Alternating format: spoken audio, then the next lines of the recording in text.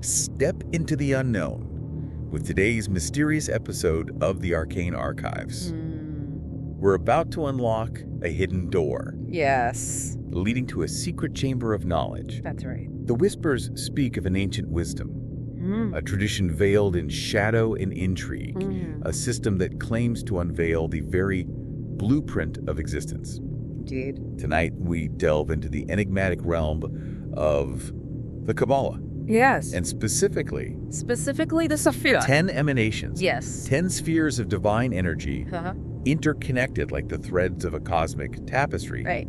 Each sphere, a Sefirot, holds a specific quality. Yes. A facet of creation. Uh-huh. And what's truly fascinating is that this system Yes. doesn't just reflect the divine. No. It mirrors the human experience as well. Exactly. It mirrors the human experience as well. So it's not just some abstract cosmic map then. No, not at all. These Sefirot, they have a real impact on our lives. Yes. Our thoughts, our actions.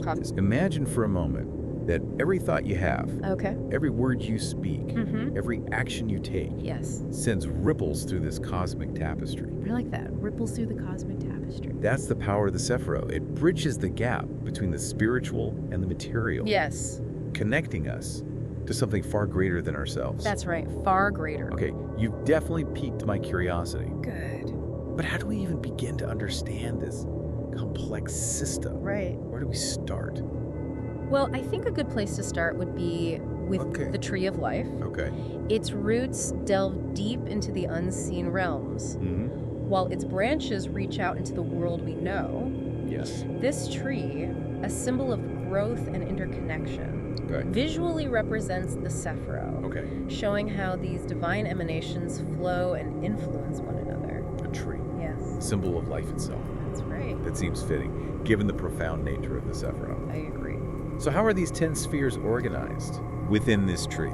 Within this tree, the Tree of Life is divided into 4 levels. 4 levels. Yes, 4 levels. Okay. Each housing a cluster of Sefirot. Okay. Think of them as ascending tiers of consciousness, each building upon the last, Okay. leading us on a journey deeper into the mysteries of existence. Let's climb this tree of life then, Yes. and explore these levels one by one. One by one. What awaits us on the first level? Well, the first level is really the foundation of this cosmic tree, Okay. and it's known as the intellectual group. Okay, the intellectual group. The intellectual group. Right. Here we find the very roots of creation, Okay. the building blocks of consciousness. Yeah. Keter, Chokmah, and Bina. Keter, Chokmah, and Bina.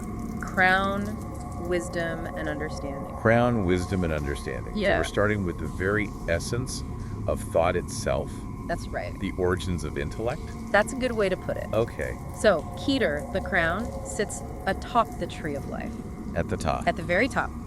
Very top. Imagine, if you can, a point of pure potential. Pure potential. Yes, the initial spark of creation, Okay. the first flicker of divine will. Okay. It's said to be a realm beyond comprehension. Beyond comprehension. Yes, accessible only through the most profound mystical experiences. A realm beyond comprehension, almost frightening, Yes. yet alluring. What happens when that initial spark ignites? Okay, so when that initial spark ignites, When that divine will begins to move? that's where Chokmah comes in. Chokmah. Chokmah, wisdom. Wisdom. It's the first manifestation of thought, Okay. a sudden burst of insight, A burst of insight. a torrent of pure, Okay. unadulterated wisdom. Okay. Picture a flood of divine inspiration, raw and powerful, Raw and powerful. waiting to be given form and structure. So if Keter is the spark, Yes. Chokmah is the explosion of light that follows. That's a good way to think about it. That initial burst of creative energy. Yes, that initial burst of creator energy. Then comes Bina. And then comes Bina, Understanding. understanding. The force that brings order to that chaos. Right. It's Bina that takes the raw wisdom of Chokmah Yeah. and shapes it, analyzes it, makes sense of it. Gives it structure, yeah. So Bina is the container Yes. that gives form to inspiration. Uh-huh. It's the bridge between intuition and concrete thought. I like that. That's a good way to think about it. The force that allows us to actually grasp and understand Yes. these flashes of insight. That's right, these flashes of instant. Precisely. Yeah. Think about how ideas take shape in your own mind. Okay. A sudden inspiration, Yes. a flash of intuition, Right. and then the slow, deliberate process Yes. of analyzing, refining, and understanding. Uh-huh. This mirrors the dynamic of the first level of the Sefirot. It does, doesn't it? But this is just the beginning, isn't it? This is just the beginning. We've only just begun to explore the depths of this mystical system Exactly. that lies beyond the realm of pure intellect. Well, the next level of the Sefirot takes us from the realm of thought into the realm of action. Okay, so from thought to action. From thought to action. Okay. And this level is known as the ethical and moral group. Ethical and moral group. Yes. Okay. And here, we encounter the forces that shape our interactions. Our interactions. Yes, our interactions with the world. With the world. And with each other. Okay, so this is where the abstract becomes tangible. Right, where ideas translate into behaviors. Where ideas translate into behaviors. Uh-huh. It sounds like a journey from the mind into the heart. I like that, from the mind into the heart. What forces guide us on this path? So on the second level, we encounter 3 powerful Sefirot. Cheesed, Javura, and Tiferet. Cheese, Javura, Tiferet. Mercy, justice, and beauty. Mercy, justice, and beauty. These are the energies that form the foundation of our ethical compass. A compelling combination. Yes. But how do these seemingly abstract forces actually play out in our lives? That's a great question. Right. First, consider cheesed. Mercy. Mercy. It embodies the boundless energy. Boundless energy. Yes, of unconditional love and kindness. Unconditional love and kindness. It's the divine impulse to give freely, Okay. to nurture and support without any expectation of reward. Cheese, it sounds like the very essence of compassion. It really does. That feeling of wanting to help, to give, to connect with others on a deep level. Yes, to connect deeply. Think about those moments when you've felt true empathy for another being. Uh-huh. When you've acted selflessly, Yes. wanting nothing in return. Yes. That's cheesed in action. Cheesed in action, exactly. It's a powerful force. Very powerful. But it needs balance. But it does need balance. And that's where Javura comes in. That's where Gavura comes in. Javura, justice. Justice. I sense a contrast here. Yes, there is a contrast. Is this where we learn to set boundaries? Yes. To discern right from wrong? Exactly. To discern right from wrong. Exactly. Javura is the force of restriction, discipline, and judgment. Restriction, discipline, and judgment. Yes. It establishes boundaries. Boundaries. Ensures that actions has consequences. Consequences. And maintains order in the face of chaos. So while cheesed is about boundless giving, Yes. Gavura is about discernment and setting limits. That's right. Discernment and setting limits. A necessary counterbalance, perhaps, Perhaps. to ensure that we act responsibly in the world. Responsibly in the world. I like that. Precisely. Think of it this way. Cheese might inspire you to give freely to those in need, Okay. while Javura guides you to set healthy boundaries in your relationships. Healthy boundaries. Yes, ensuring that you're giving from a place of strength and wisdom. From a place of strength and wisdom. Yes. It seems that these two forces, cheesed and Gavura, Yes. exist in a delicate tension. A delicate tension, yes. Where does Tiferet, beauty, Right. fit into this equation? That is the question. How does it harmonize these seemingly opposing forces? That's a question we'll explore as we delve deeper. Delve deeper. Into the second level of the Sefirot. But for now, Okay. let us pause our ascent. Pause our ascent. Yes, up the tree of life. Up the tree of light. And reflect on the journey so far. Indeed. We've traveled from the spark of creation Yes. to the wellspring of wisdom, That's right. from the realm of pure intellect To the heart of ethical action. to the heart of ethical action. It's been a fascinating journey, It has. and I can only imagine what further mysteries await us Hmm. as we continue our exploration of the Sefirot. Indeed. We stand now upon the threshold of the ethical and moral group, ready to explore the forces that shape our actions in the world. We left off with a question. How does Tiferet, beauty, harmonize the opposing forces of cheese, mercy, and Javura, justice? Well, you see, Tiferet is the point of equilibrium, where love and discipline converge. Okay. It's about acting with compassion, Compassion. but also with wisdom and discernment. Wisdom and discernment. Tiferet reminds us that true kindness sometimes requires setting boundaries, Setting boundaries. making difficult decisions, Difficult decisions. and holding ourselves and others accountable. So it's not just about blind compassion, then. No, not at all. Tiferet suggests a more nuanced approach. Yes, a nuanced approach. A balance between giving and taking. Giving and taking. Between forgiveness and accountability. Yes, think of it as Okay. the art of compassionate detachment Compassionate detachment. It's the ability to act from a place of love and understanding, Yeah. while also recognizing that we can't control the actions of others. Right. Tiferet teaches us to balance our own needs Our own need. with the needs of those around us, With the needs of those around us. leading to harmonious relationships and a sense of inner peace. So Tiferet is really the key to navigating the complexities Yes, of human interaction, I believe so. to finding that sweet spot between kindness and firmness, Kindness and firmness. between compassion and self-preservation. And as we descend to the third level of the Sefirot, Yes. we see how these ethical principles translate Okay. into concrete action and manifestation Manifestation. in the physical world. Yes, in the physical world. This level, known as the practical The practical. action group, The action group. is where intentions take shape, where dreams begin to materialize. It is. So this is where we move from the blueprint Yes. to the construction site. To the construction site. I like that analogy. It's time to roll up our sleeves and get to work. Indeed. What forces guide us in this process of manifestation? Well, the practical group is governed by three powerful Sephirah: Okay. Netzach, Hot, and Yesod. Netzach, Hot, and Yesod. Victory, glory, and foundation. Victory, glory, and foundation. These energies represent the drive, The drive. the discipline, and the grounding necessary to bring our visions to life. Victory, glory, foundation. Names that evoke both strength and stability. Yes, they do. It sounds like we're entering a realm of focused action Focused action. and tangible results. Tangible results. What can you tell us about Netzach? Netzach. Victory. Victory. Netzach embodies the energy of perseverance, Okay. determination, Determination. and resilience. It's the unwavering will to overcome obstacles, Overcome obstacles. to push through challenges, and to never give up on our dreams. So when we face setbacks and disappointments, when we feel like giving up, Yes, Netzach is the force that keeps us going. exactly. It's the fire in our belly, the fire in our belly, the drive to succeed. the drive to succeed. Picture the athlete who trains tirelessly, Yes. the artist who continues to create despite criticism, the entrepreneur who bounces back from countless rejections. I like those examples. These individuals embody the spirit of Netzach. They do. They understand that success often lies on the other side of adversity.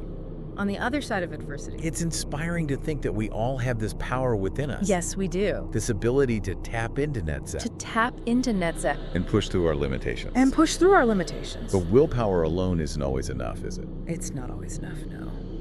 Don't we also need a plan, We do. a structure to guide our actions? We do indeed. That's where Hod comes in. Hod, glory, Glory. Hod emphasizes meticulous planning, meticulous planning. attention to detail, Okay. and a humble recognition of the importance of process and structure. So while Netzach is the raw energy of ambition, Yes. Hod is the blueprint, The blueprint. the strategy that channels that energy Yes. into effective action. Into effective action. Precisely. Hod teaches us that true success often lies not in grand gestures, Not in grand gestures. but in the careful execution of well-laid plans. Careful execution. It's about understanding the steps involved, Understanding the steps, gathering the necessary resources, the necessary resource, and taking consistent, focused action consistent, focused action. towards our goals. Netzach and Hod seem to represent two sides of the same coin. Two sides of the same coin, I agree. The fire and the framework, Fire and framework. the drive and the discipline. The drive and the discipline. Yes, very good. But how do we actually ground these energies? Right. How do we bring them into the material world? Well, that's the role of Yesod. Yes, foundation. Yes, foundation. Okay, It acts as a bridge a bridge. between the higher Sephirot and the material realm, Okay. channeling the energies of thought, Thought. emotion, and intention into concrete form. So if I'm understanding correctly, Yes, Yesod is where the rubber meets the road, the rubber meets the road. where our dreams and aspirations take shape Take shape in the physical world. in the physical world.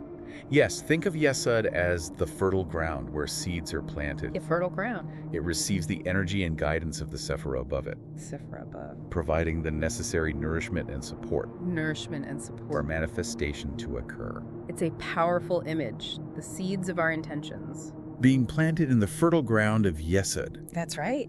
drawing energy from the realms of thought, emotion, and spirit. From those realms, yes. But what about the final level? The final level. Where do these seeds ultimately take root? Ah, yes, the final level.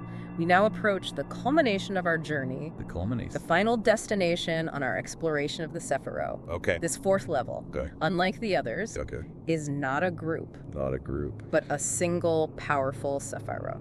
Malkuth. Malkuth. Malkuth. The very root of the tree of life. Yes, the root of the tree of life. What mysteries does this final Sephira hold? Many mysteries. What does it teach us about manifestation Manifestation. and our place in the universe? Well, Malkuth, kingdom, then. represents the full expression of divine energy A full in expression the physical world. in the physical world. It's the point where the abstract yeah, becomes tangible, where the potential of the Sefirot above it finds its ultimate realization. So Malkuth is the earth beneath our feet, The earth beneath our feet. the tangible world we experience with our Yes. senses. Uh-huh. It's the culmination of the entire journey, The the culmination. final stage of manifestation. In a way, yes. In a way, But it's also much more than that. much more than that. Malkuth is not simply a passive recipient of energies. It's not passive recipient, It's an active force, an active reflecting and channeling the divine light back upward, back upwards. completing the circuit of creation. So Malkuth is both the endpoint and the beginning, Yes, I like it. the culmination of the emanation process, Yes, and the reflection that sends the energy back to its source.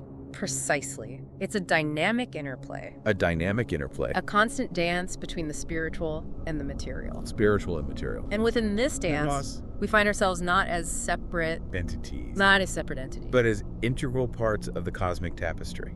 This is profound. It is. We began our journey exploring the realm of pure intellect, Yeah. the spark of creation and the wellspring of wisdom. Mm-hmm. Then we delved into the ethical and moral dimensions, The ethical and moral dimension. the forces of compassion, And discipline, and beauty that guide our actions in the world. yes. And now here in Malkuth, In Malkuth, we see how these forces manifest in concrete form, concrete form. shaping our reality and connecting us to something far greater than ourselves. Connecting us to something far greater, yes. We've reached the final Sephira Malkuth, the realm where the divine blueprint takes shape in the physical world.